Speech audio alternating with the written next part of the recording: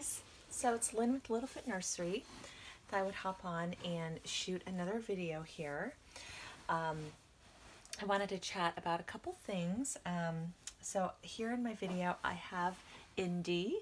She is the Indy sculpt by Laura Lee Eagles. Her artist is Emily Pakasasi of Emily's Dream Dolls. Emily can be found on Facebook. She's also on Doll Fan, and she's also on the Bountiful Baby forum. I believe her ID is Portrait Juno. So if you guys look for her there. She did Indy for me as a custom order. It was a bit of an impulse purchase for me, getting Indy. I had my eye on this kit. She was sold out long before I decided to try reborning. But I had seen some of the versions coming out and really just fell in love with the sculpt, and decided to, commission Emily to do a custom for me. And she did an awesome job. Indy has painted hair. She has beautiful, like dark brown painted hair.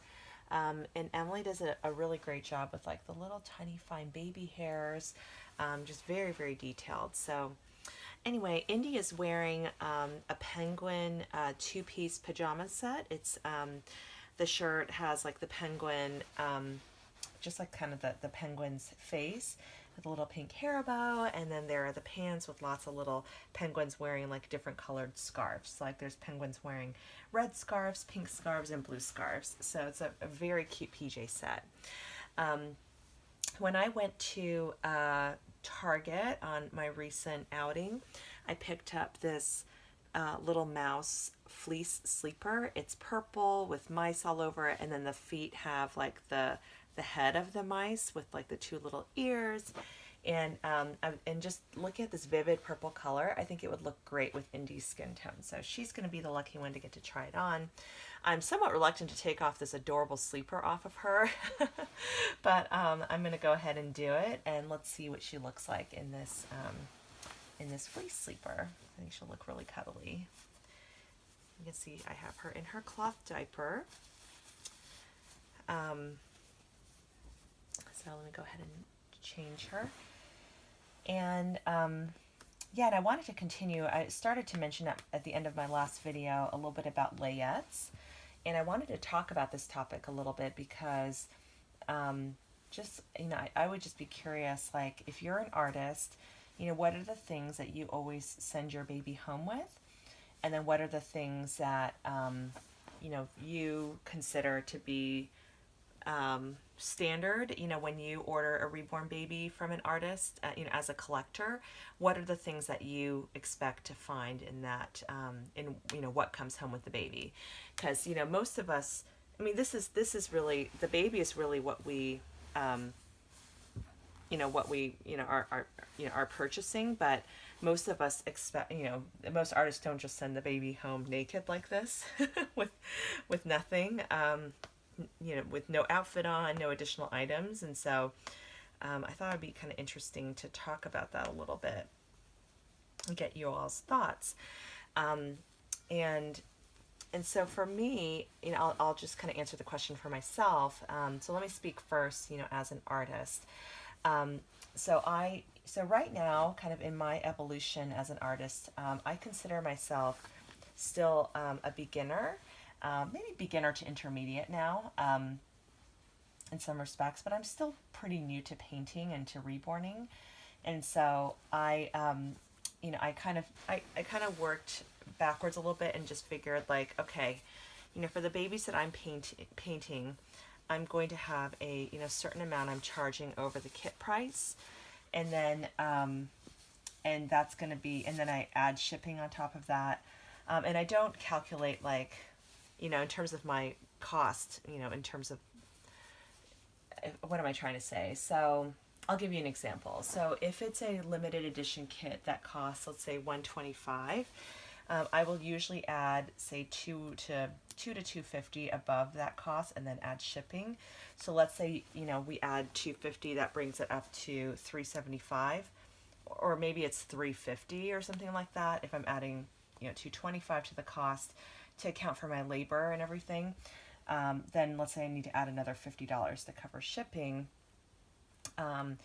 I think that that's kind of generally what I'm charging. So for a Bountiful Baby kit, you can basically subtract, not quite subtract $100 from that, because sometimes the Bountiful Baby sculpts don't come with bodies, so that's an additional cost. But anyway, yeah. So with regards to my layette, I really try to, keep it to. I try to definitely include like enough items for it to be a nice box opening, but they're not going to be the most lavish, luxurious items out there that a prototype artist who is charging $1,500 or $2,000 for their doll is going to send home with their baby. I just can't afford to do that when my babies are more on the budget side.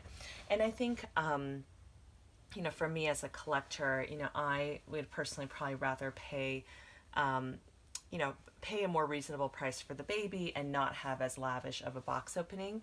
For me, it's really about the baby, versus paying, uh, you know, a lot more and getting a bigger box opening.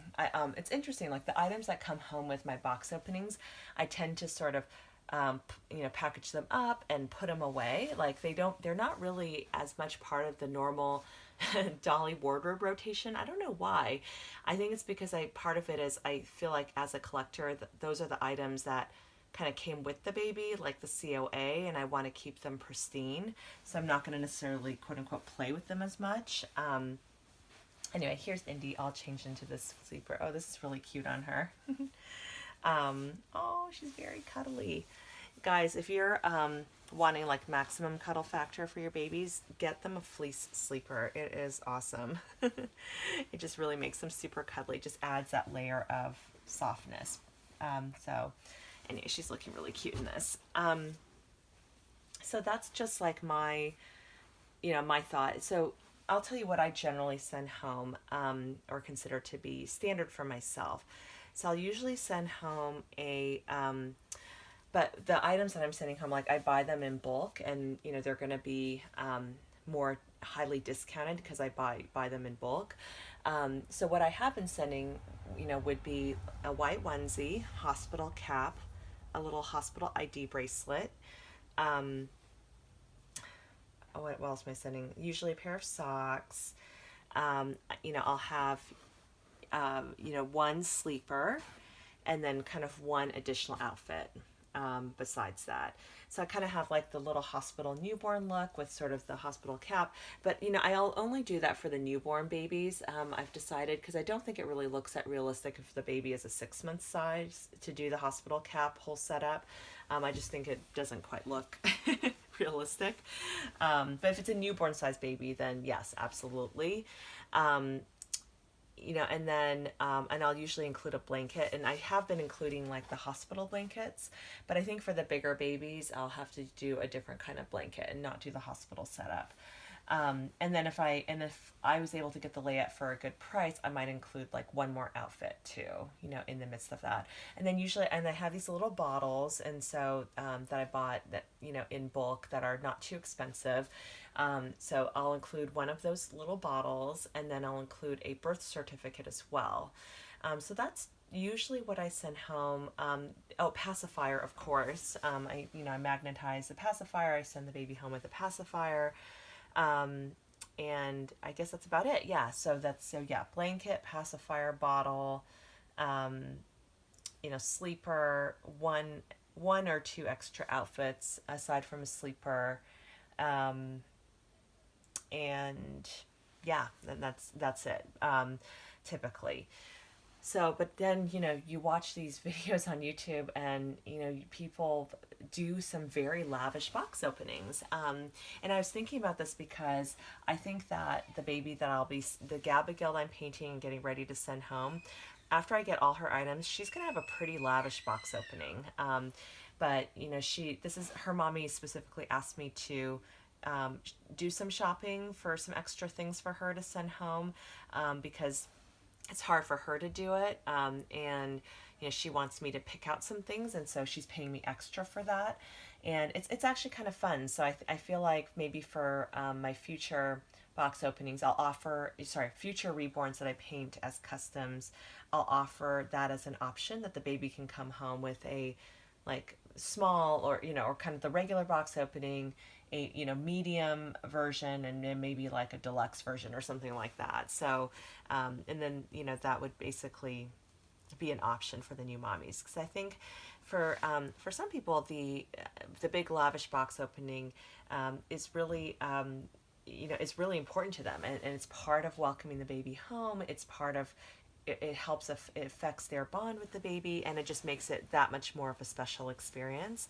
So I totally get that, and I think and I'm really going to be excited to do this box packing for the Gabigail I'm working on, and we'll be very excited to send her home and hopefully see what her mommy's reaction is going to be.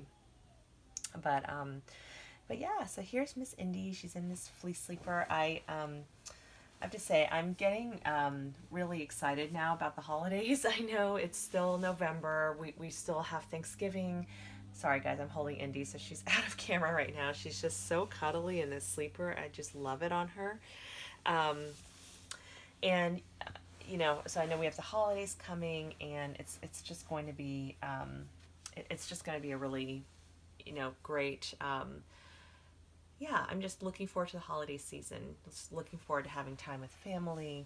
Um, and I don't know if you guys, if anyone else has kind of caught the holiday spirit, but we're already sort of playing Christmas music in our household and watching like Christmas movies, and we have this Disney Christmas sing-along DVD. For those of you guys who have kids, I don't know if you've heard of it, but it's awesome. The music is really great, and it's a very cute DVD. So even if you don't have kids and you like Disney, definitely something to check out. You can get it on Amazon, I think, for like $10.